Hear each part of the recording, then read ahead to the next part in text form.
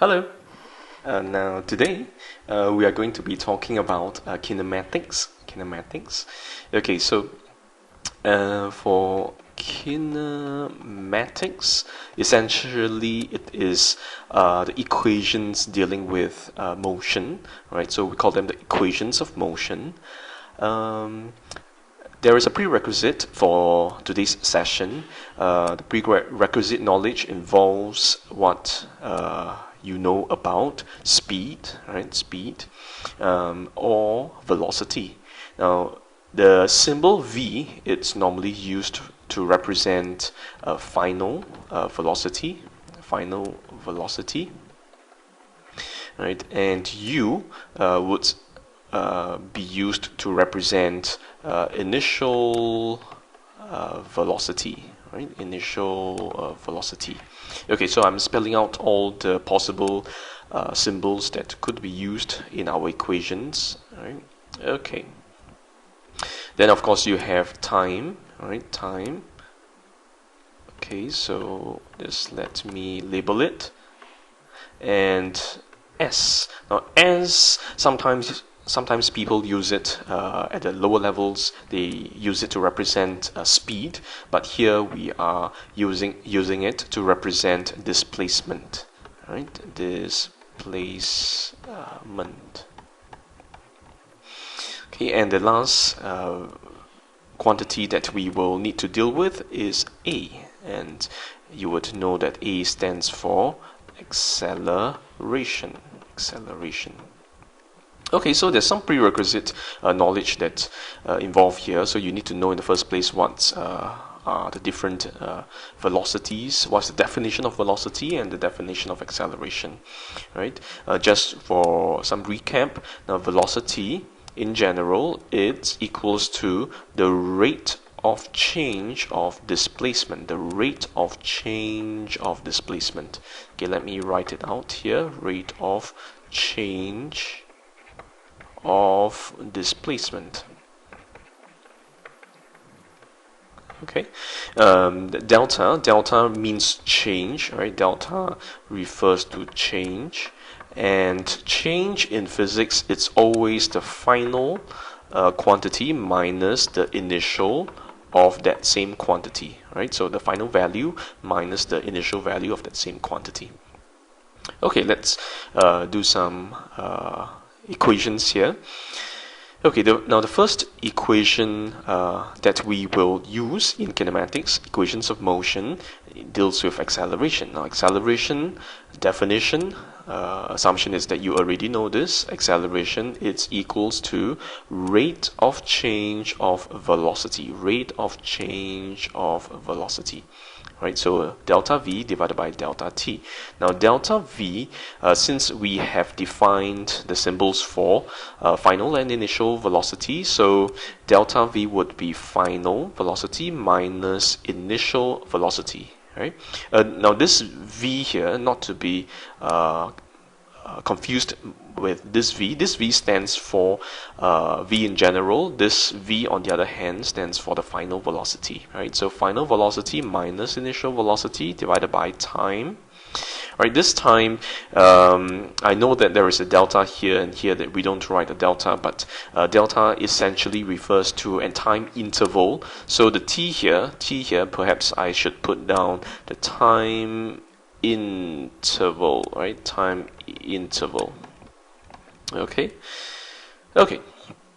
So if I rearrange this equation, if you can see that I can bring over my t and I bring over my negative u to the other side, I get equation v equals to u plus at. Right? So this is equation 1. Now equation 2 involves also another fundamental concept, right?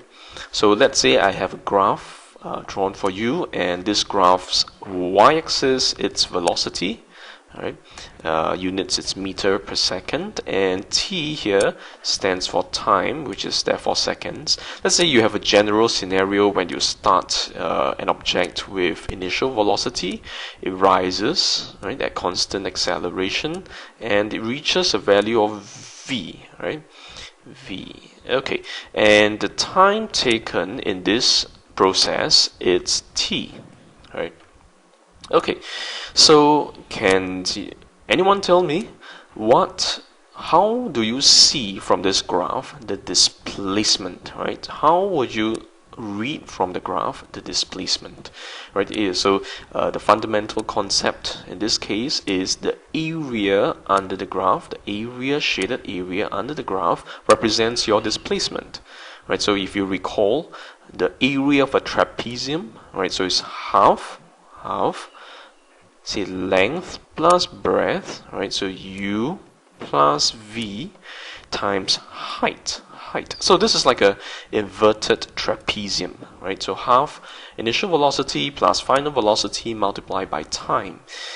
And actually this isn't very far off from what you already know, because half u plus v, if you notice, half u plus v, it's just the average velocity, right? Average velocity times time. Right, so if you bring the time over, you can see that velocity is displacement over time. It's displacement over time, right? Which is intuitive, perhaps more intuitive for you, right? Velocity is distance or displacement divided by time. Okay, so this is actually the second equation. Now, if you can see, the first equation and the second equation actually are fundamental ones, right? They are fundamental, basic ones. This is derived from the acceleration definition, which is actually the gradient of the graph, right? And this is derived from the area under the graph, right? So in a way, it's fundamental. Okay, moving on.